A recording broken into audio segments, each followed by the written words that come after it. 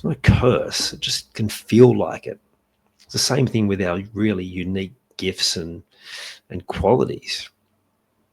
Is that often when we turn up this way and people don't understand it, then we think when we do this thing that we're good at, it's not good because it results in this, whereas actually it's more that just you don't have a self-awareness around just how valuable your credentials are, and the other people there don't know it because you don't know how to sell it. I'm Ian Hawkins, and this is Sport is Life.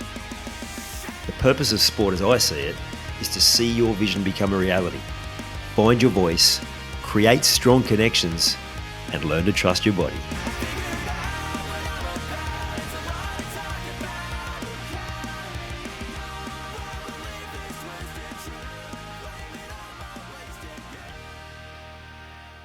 I've been doing interviews in a number of different forms since the first pandemic lockdown, actually, 2020. Probably interviewed over 250 people.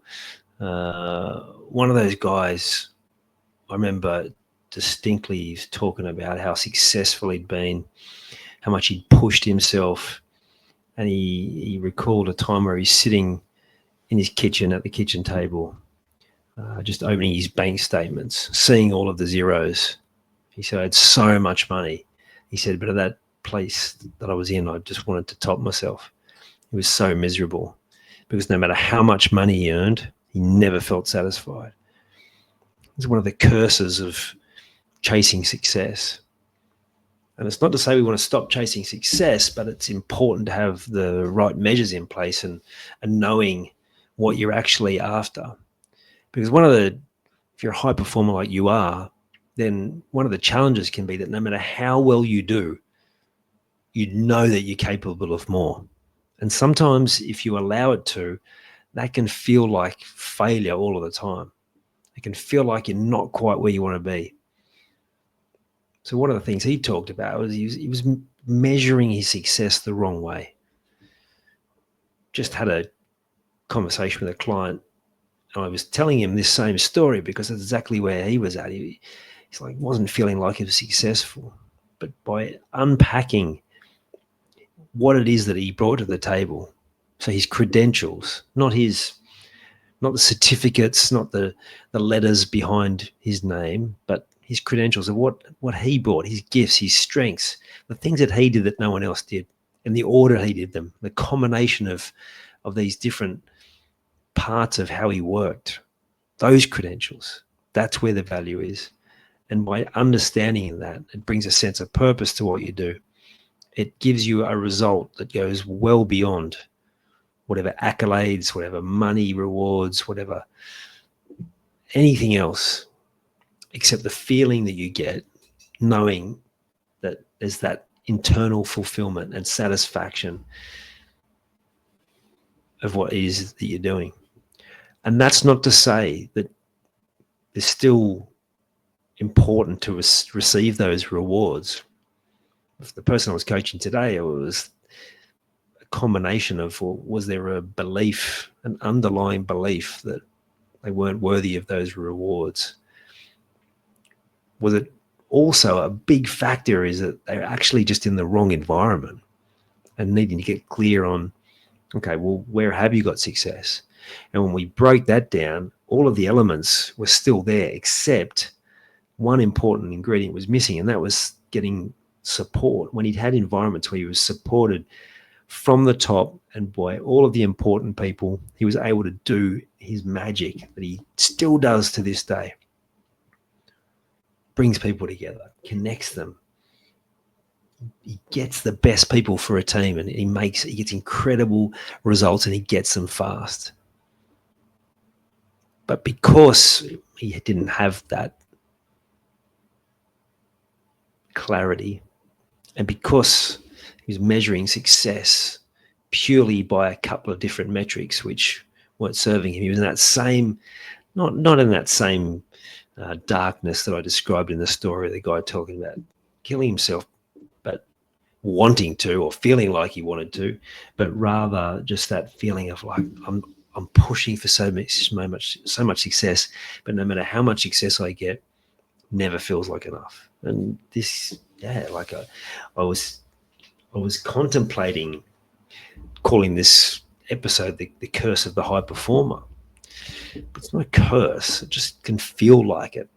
It's the same thing with our really unique gifts and qualities.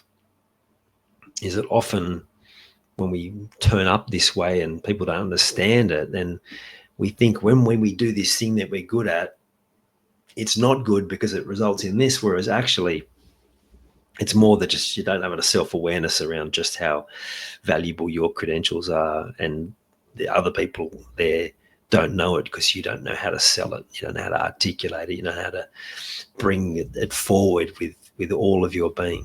Because if there's a doubt, or if there's a pattern running that says, that the outcome's going to be here, or you're measuring the success the wrong way, then the body language, the actual words you use, the expectation, all of these things are going to come out in the conversations you have, the interactions, all the different environments, and you're going to get the results that you get because there's something there that's telling you it's not good, or that it's not valuable.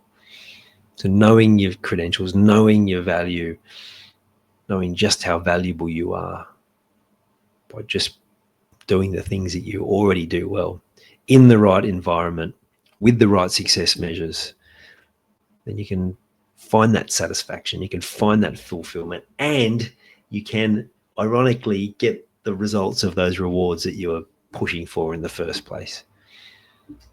Get those things in place. So important. Another important thing was that the support, and he was getting that support from me, that validation of knowing that he's in the right place, he's doing the right thing, but also making sure in his future opportunities, whatever they happen to be, whether it was work in his football coaching or any other situation, that he was getting the best results if he had that support. So my question for you is, where are you feeling this curse? Where are you chasing success, pushing for success, but you're never really feeling fully satisfied? You always feel like you could be doing better. And once you've got that self-awareness, it's like, well, how can I be looking at this differently? How can I measure it differently? What is the gap? What's missing? What do I need that I don't have? What are the environments where I have had success and I've felt that it's been successful and other people have recognized it? What was there? What sort of environment, what sort of things were happening that is not there now? Once you find those gaps and you fill those gaps, that's when you're going to start getting that exponential curve of success, consistency, feeling that satisfaction that we're all after. You've taken the time to listen to this whole episode. Now it's time to take action. Commit to one thing you've learned today and make it happen. And to avoid any obstructions, join the Sport is Life movement by clicking on the link in the show notes.